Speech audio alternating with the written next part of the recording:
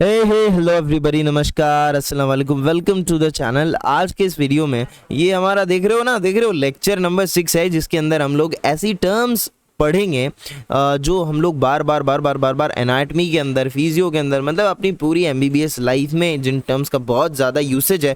तो जब हम लोग एनाटमी पढ़ना स्टार्ट कर रहे हैं तो मैंने सोचा क्यों नहीं भाई इसको इंट्रोड्यूस कर दिया जाए। सबसे पहले हमारे पास टर्म आती है बच्चों, analgesia. What is analgesia? The loss of pain sensitivity is called analgesia. और जो एनाल्जेसिया कॉज करने वाला एजेंट या ड्रग होता है उसको हम कहते हैं एनाल्जेसिक। ठीक है। अब उसके बाद में टर्म आती है aplasia. What is aplasia? This is failure of development, this is called aplasia. Then will talk about atrophy. Atrophy का मतलब क्या होता है? वेस्टिंग और श्रिंकिंग ऑफ अ सेल या कोई टिश्यू या ऑर्गन, इसकी जब श्रिंकिंग होती है, वेस्टिंग होती है, उसको हम एक नाम देते हैं, एक टर्म देते हैं कि यार इसकी फलाने की एट्रोफी हो गई है ना, atrophy of this cell, atrophy of that tissue. Okay, इस तरीके से। एनेस्थीसिया मतलब आपको पता है loss of sensation is called anaesthesia.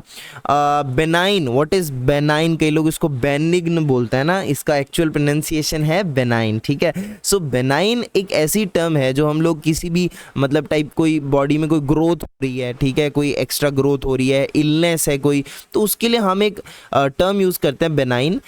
ये जो ग्रोथ या इलनेस की मैं बात कर रहा हूँ, ये इसका फेवरेबल आउटकम होना चाहिए। मतलब ऐसी इलनेस या ऐसी ग्रोथ है कि जिसकी वजह से हमारा जीवन खतरे में नहीं पड़ेगा, मतलब it does not endanger life. Okay, this is benign. Okay, then उसके बाद बात करते हैं कॉमा। आपको तो पता ही है, बहुत बार टीवी सीरियल्स में हम सुनते रहते हैं कि फलाना धिमकाना कॉमा में चला गया। कॉमा मतलब लॉस ऑफ कॉन्शियसनेस, हमने हमारी कॉन्शियसनेस खो दी, from which the patient cannot be roused, that is deep unconsciousness, जिससे आप बाहर नहीं निकाल सकते in most cases। Okay, then cancer हो गया।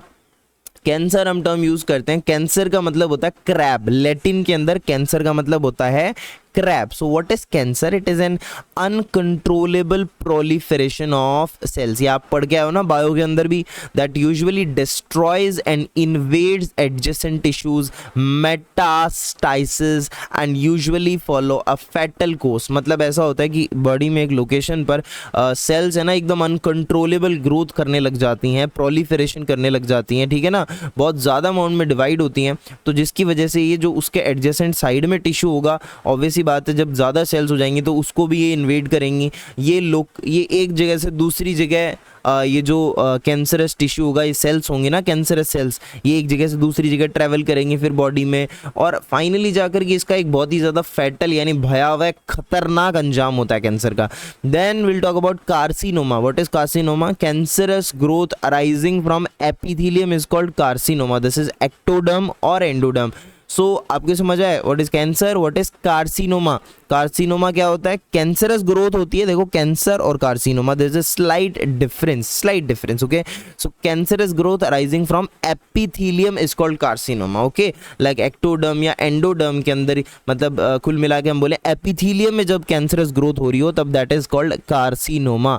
Okay, then what is convalescence? What is this? Recovery period between end of disease and restoration of normal health. मतलब देखो, आदमी बहुत बीमारी से ऐसे नहीं बोलते कि यार अभी अभी बेचारा बीमारी से उठा है। ठीक है, कहने का मतलब कि जैसे जब किसी बीमारी का अंत होता है भाई, ख़त्म हो गई और उसकी एक नॉर्मल हेल्थ वापस स्टार्ट हो गई है, उसके बीच में जो एक रिकवरी पीरियड होता है ना, बंदा रिकवर कर रहा होता है, ठीक है, जो लॉस हुए हैं उसकी बॉडी में, जो रिकवरी पीरियड होता है, दैट इज कॉल्ड कॉन्वेलसेंस। ओके, उसके बाद बात करते हैं डायग्नोसिस। What is diagnosis? जब हम जाते हैं ना डॉक्टर के पास, तब बोले ना अच्छा ये डायग्नोसिस आपका ये हुआ है। डायग्नोसिस का मतलब है आइडेंटिफिकेशन या determination of the nature of the disease. मतलब आपको क्या डिजीज का नेचर है, किस तरीके से क्या हो रहा है, उसका आइडेंटिफिकेशन करना, डिटर्मिनेशन करना, दिस इज कॉल्ड डायग्नोसिस। ठीक है।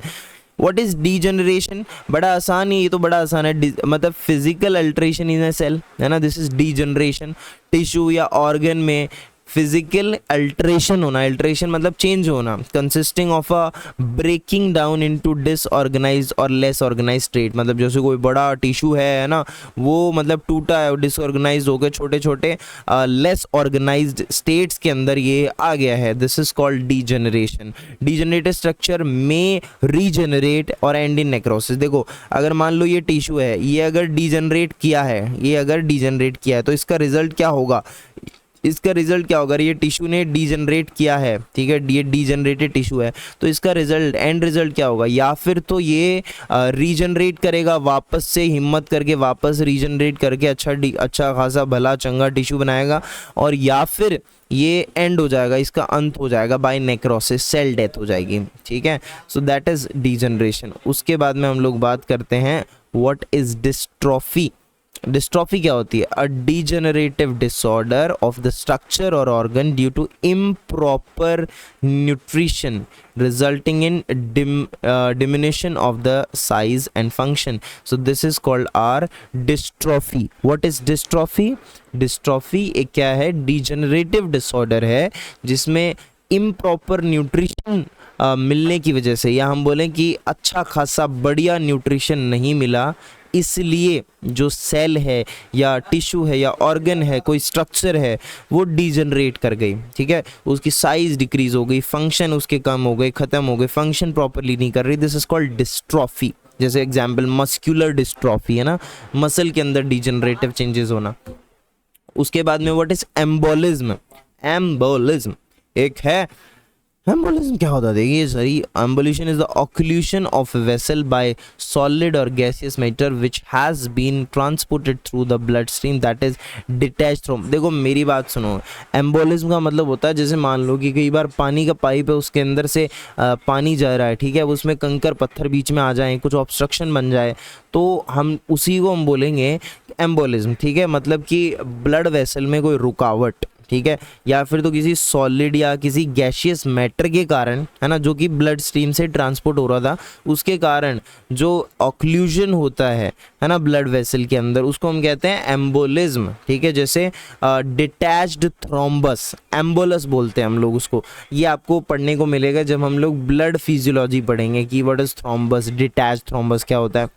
Then gangrene, what is gangrene, necrosis या डेथ ऑफ अ सेल और tissue with liquefaction by bacteria और polymorphs, this is called putrefaction. आप ये जो टर्म है बेसिकली ज़्यादा यूज़ नहीं होता, बट लाइक गैंग्रीन होता क्या है, नेक्रोसिस या डेथ हो जाना किसी सेल टिश्यू की वजह से with liquefaction by bacteria, bacteria उसको लिक्विफाई भी कर रहा है, डेथ हो गया लिक्विफाई भी कर रहा है, because of liquefaction this is जो चेंजेस होते हैं, this is called are gangrene, okay. Then उसके बाद में हेमीप्लेजिया, देन हाइपरट्रॉफी। हेमीप्लेजिया क्या होता है, paralysis of one half of the body, जब आधी बॉडी पैरालाइज हो जाए उसको क्या कहते हैं बच्चों, उसको कहते हैं हेमीप्लेजिया।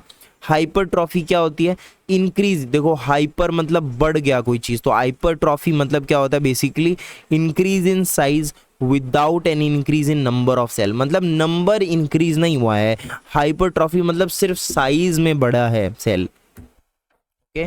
देन उसके बाद में आ गया हेमेटोमा, किसकी माँ, हेमेटोमा। उसके बाद में हमारे पास कुछ छोटी छोटी और भी टर्म्स हैं, तो देखिए सबसे पहले हम लोग बात कर लेते हैं haematoma. What is haematoma, localise accumulation of blood in tissue या space, this is called haematoma. मतलब किसी टिश्यू या कोई स्पेस के अंदर जब ब्लड एक्यूमुलेट हो जाता है, जब ब्लड एक्यूमुलेट हो जाता है किसी टिश्यू में या कोई स्पेस में, तो उसको जैसे नॉर्मली क्या होता है, क्लॉटेड ब्लड जो होता है कहीं पे डिपॉजिट हो जाता है, ठीक है, ब्लड का थक्का सा, दैट इज कॉल्ड हेमेटोमा। उसके बाद में हाइपरप्लेशिया क्या होता है, यार थोड़ा बोरिंग सा है ना ये, बट थोड़ा सा एक बार करने की कोशिश करना, ठीक है, इजी है। हाइपरप्लेशिया क्या होता है, हाइपरप्लेसिया मानी increase in size of tissue या organ due to increase in the number of cell, ठीक है। देखो हाइपरट्रॉफी क्या होती थी कि सेल की साइज इंक्रीज हो रही है, नंबर नहीं इंक्रीज हो रहा। हाइपरप्लेसिया क्या है, ये बहुत इंपॉर्टेंट टर्म्स है। हाइपरप्लेसिया क्या है, नंबर इंक्रीज हो रहा है, किसी टिश्यू या ऑर्गन का साइज बढ़ रहा है क्योंकि उसमें नंबर ऑफ सेल्स बढ़ रहे हैं। हाइपोप्लेसिया मतलब under development of tissue organ, मतलब कि कम नंबर ऑफ सेल्स प्रेजेंट है। It implies fewer than usual, मतलब मान लो कि किसी टिश्यू में 100 सेल्स होनी चाहिए but the cells are less than 100, तो in that case this scene is hypoplasia. Hyperplasia में क्या होता है, 100 सेल्स चाहिए 200 बन गई हैं भाई, तो मतलब 200 सेल्स बन गई हैं, तो ऑब्वियस सी बात है उस टिश्यू या ऑर्गन का साइज भी बढ़ जाएगा because of the increase number of cells. Okay, then hyperaesthesia, ठीक है, एंड देन हाइपर एग्लेशिया, ठीक है, algesia. Hyperaesthesia abnormally increase sensitivity, भाई किसी सेंसिबिलिटी, जब सेंसिबिलिटी इंक्रीज कर जाती है सेल्स की तो this is called hyperaesthesia, ठीक है। और हाइपर एल्गेसिया मतलब excessive sensitivity to painful stimuli, तो in case of sensibility this is hyperaesthesia, and in case of sensitivity to painful stimuli this is called hyperalgesia, ठीक है।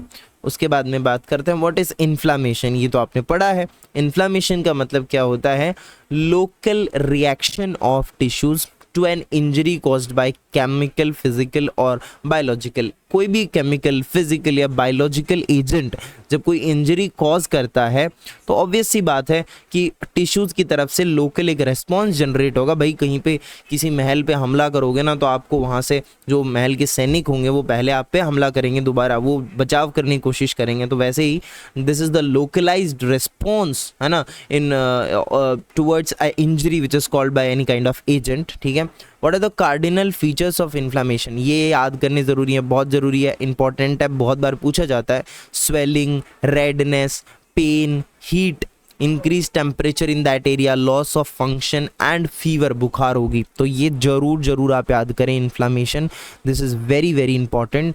Then infarction की बात करते हैं। इन्फ्रेक्शन मतलब necrosis यानी death of the tissue secondary to sudden loss of blood supply to the affected tissue, ठीक है। इन्फ्रेक्शन का मतलब ये है कि अचानक से अगर जो टिश्यू है कोई आपके पास, सपोज कोई ये टिश्यू है, अगर आप इस पे ब्लड सप्लाई आ रही है, अगर आप इस ब्लड सप्लाई को अगर आप बहुत डिक्रीज कर दोगे, कम ब्लड यहाँ तक पहुँचेगा, तो इन दैट केस इस टिश्यू की क्या हो जाएगी, इस टिश्यू की क्या हो जाएगी, डेथ हो जाएगी। This is called necrosis, sorry this is called infarction, okay, this is called necrosis और like death of the tissue which is called infarction, this process completely. So जैसे हमने पढ़ा है मायोकार्डियल इन्फ्रेक्शन, तो इन दैट केस क्या होता है, heart की मसल के पास पर्टिकुलरली प्रॉपर अमाउंट के अंदर सही अमाउंट में ब्लड नहीं पहुँच पाता, तो इसलिए उसकी डेथ हो जाती है। दैट इज नेक्स्ट हमारे पास टर्म आती है lesion. What is lesion, pathological alteration in the structure और function of a tissue, this is called lesion होना। कहीं पे लीजन हो गया मतलब किसी पैथोजन के अटैक की वजह से, किसी पैथोजन की वजह से क्या हुआ है, किसी टिश्यू या ऑर्गन की स्ट्रक्चर और फंक्शन के अंदर डिफरेंस आया, दिस इज कॉल्ड लीजन, ठीक है। ये टर्म भी इंपॉर्टेंट होती है, बहुत जगह काम आती है, ठीक है। उसके बाद में lipoma, what is lipoma, cluster of the fat cells forming a palpable lump, मतलब बॉडी में कहीं शरीर पे एक पाल्पेबल मतलब जिसको दबाया के ऐसे फील किया जा सकता है, एक लंप सा फॉर्म होगा, एक मतलब स्वेलिंग टाइप की चीज़ है ना, तो वहाँ पे फैट सेल एक्यूमुलेट होंगे, एक लंप सा फॉर्म होगा, so this is called lipoma, ठीक है, जहाँ पे फैट सेल, लाइपोमा वर्ड आया लिपिड से, लिपिड, ठीक है, तो लिपिड का यानी फैट सेल्स का क्लस्टर एक जगह पे फॉर्म होगा in form of A palpable lump, and it is benign growth of mature adipocyte, तो एडिपोसाइट्स ही मैच्योर इनकी बेनाइन जो ग्रोथ होती है, दिस इज कॉल्ड लीशन।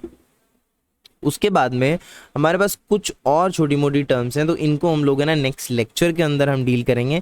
ये वाला लेक्चर ऑलरेडी काफ़ी बड़ा हो गया है, तो हम लोग नेक्स्ट लेक्चर में यहाँ से मेटास्टेसिस से हम स्टार्ट करेंगे, ठीक है। आई होप आपको क्लियर हुआ होगा, तो बने रहिए ना, अच्छे से पढ़ाई वढ़ाई करते रहिए। मिलते हैं नेक्स्ट वीडियो में, till then take care, bye bye, see you.